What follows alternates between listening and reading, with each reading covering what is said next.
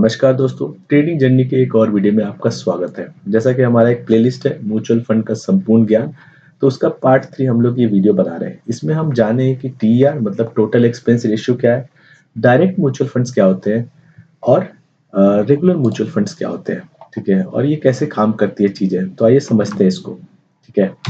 तो देखिए total expense ratio क्या होता है कि जो भी आप म्यूचुअल फंड स्कीम में पैसे लगाते हैं, तो उसमें से एक फ़ी रहता है जो कि वो फंड मैनेजर को जाता है बहुत सारी चीज़ों के लिए, लाइक उस वो भी जो काम कर रहा है, एडमिनिस्ट्रेशन एक्टिविटी हुआ, अदर ऑपरेटिंग एक्सपेंसेस मिला के वो क्या करता है कि जैसे आपने शायद ध्यान नहीं दिया होगा कि अगर आप 10,000 कोई म्यूचुअल फंड स्कीम में लगा रहे हो तो आपका 10,000 रुपये नहीं लगता है, ठीक है? उसमें से कुछ फीस काट लिया जाता है, वो फीस बहुत कम होता है, मतलब हो सकता है 0.5% हो पूरे एयूएम का, या फिर 1.8% ऐसा, 1.2% ऐसा रहता है वो आपको मेंशन किया जाता है म्यूचुअल फंड स्कीम में, आप शायद ध्यान से देखते नहीं हो, ठीक है? अगर आप ध्यान से देखोगे तो आपको समझ में आ जाएगा कि टोटल एक्सपेंस रेशियो क्या होता है, ठीक है? तो ये एक कॉस्ट होता है जो म्यूचुअल फंड कंपनी, जो भी जैसे एएमसी कंपनियां निकालती है, जो भी AMC company mutual fund scheme निकालती है, उसका वो एक चार्ज लेती है, ठीक है? और अब नेक्स्ट टाइम से जब आपका एसआईपी कटे या कोई इन्वेस्टमेंट करो, तो आप ध्यान देना, आपका कभी भी अगर 1 लाख रुपए लगाया हो ना, वो 1 लाख नहीं लगता है, उसमें से कुछ माइनस रहेगा,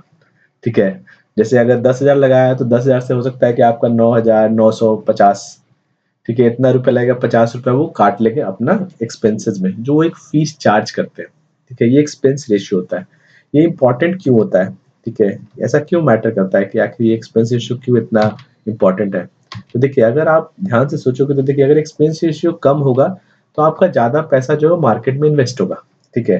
तो इसलिए हम जब म्यूचुअल फंड स्कीम का एनालिसिस करते हैं, तो उस समय हम ये ध्यान देते हैं कि अगर मुझे 2 स्कीम सेम लग रहे हैं, ऑलमोस्ट उसमें सारे स्टॉक्स भी सेम लग रहे हैं, तो हम लोग क्या करते हैं कि भाई जिसका एक्सपेंस रेशियो कम है उसको ले लेते हैं, ठीक है? क्योंकि ओवर द टाइम क्या होगा आपका, जैसे एसआईपी चल रहा है या फिर लमसम कर रहे हो आप, 5 साल के बाद, 10 साल के बाद, हो सकता है आप अभी 10,000 में उसको 50 रुपए दे रहे थे, ठीक है?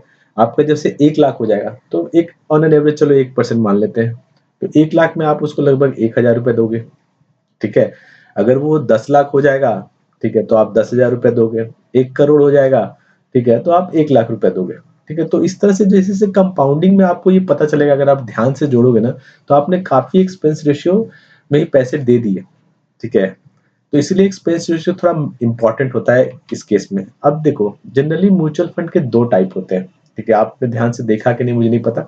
एक होता है डायरेक्ट म्यूचुअल फंड और एक होता है रेगुलर म्यूचुअल फंड। तो जो भी डायरेक्ट म्यूचुअल फंड है, जैसे कोई भी एएमसी कंपनी, ठीक है, मतलब एसेट मैनेजमेंट कंपनी ने म्यूचुअल फंड निकाला है, ठीक है? तो आप अगर जाके उसके साइट पे जाके कोई म्यूचुअल फंड खरीदते हो, जैसे एग्जांपल लेते हैं एसबीआई का। अब एसबीआई एक एएमसी है मान लो, ठीक है? और उसने एक म्यूचुअल फंड स्कीम लिखा है एसबीआई लार्ज कैप फंड, ठीक है? तो अगर जाके उसके साइट से आप खरीदोगे ना, तो उसका एक्सपेंस रेशियो कम रहेगा क्योंकि आप डायरेक्ट खरीद रहे हो। और कुछ जो है वो आपका, जैसे कुछ साइट्स है जो भी डायरेक्ट म्यूचुअल फंड आप वहां से खरीद सकते हो, जैसे जीरोधा का क्वाइन है, ये कुबेर है, ग्रो डायरेक्ट प्लान है, ये सब भी आपको डायरेक्ट म्यूचुअल फंड खरीदने का अपॉर्चुनिटी देते हैं, जहाँ पे आपको एक्सपेंस रेशियो कम लगेगा, ठीक है? वहीं अगर हम रेगुलर म्यूचुअल फंड की बात करें, ठीक है, तो रेगुलर म्यूचुअल फंड क्या होता है कि आपने किसी डिस्ट्रीब्यूटर के थ्रू वो फंड खरीदा है, या कोई ब्रोकर है बीच में, कोई एडवाइजर है, वो आपके वो उसके थ्रू आप अगर म्यूचुअल फंड खरीदने जाते हो, ठीक है, तो उस अब जो एएमसी कंपनी है उसको तो उस इंटरमीडिएटरी को भी पैसा देना पड़ेगा जो डिस्ट्रीब्यूटर है, तो उस केस में क्या होगा कि आपका एक्सपेंस रेशियो थोड़ा ज्यादा हो जाएगा, ठीक है? ये हम लोग प्रैक्टिकल भी देखेंगे अभी। तो क्योंकि भाई अभी कोई डिस्ट्रीब्यूटर है बेचारा, वो भी तो काम कर रहा है आपके लिए, म्यूचुअल फंड सजेस्ट करके ला रहा है, तो वो भी आपको हेल्प कर रहा है, तो ऑब्वियसली उसका भी तो फी बनता है ना, ठीक है? तो इसलिए रेगुलर के केस में जैसे बैंक्स होता है, कभी कभी आप बैंक में जाओगे ना, तो वहां बोलेंगे कि सर आप ये म्यूचुअल फंड स्कीम में इन्वेस्ट करा दीजिए, तो वो जो बैंक वाला रहता है ना, वो आप ध्यान से देखोगे तो वो जो है आपका रेगुलर म्यूचुअल फंड खरीदेगा, ठीक है? या कोई डिस्ट्रीब्यूटर होगा, या फिर बहुत सारे फुल सर्विस ब्रोकर है, ठीक है? वो सब के थ्रू भी आप जब खरीदते हो ना, तो रेगुलर म्यूचुअल फंड खरीदते हो, तो उसमें एक्सपेंस जो स्लाइटली ज्यादा होता है, ठीक है?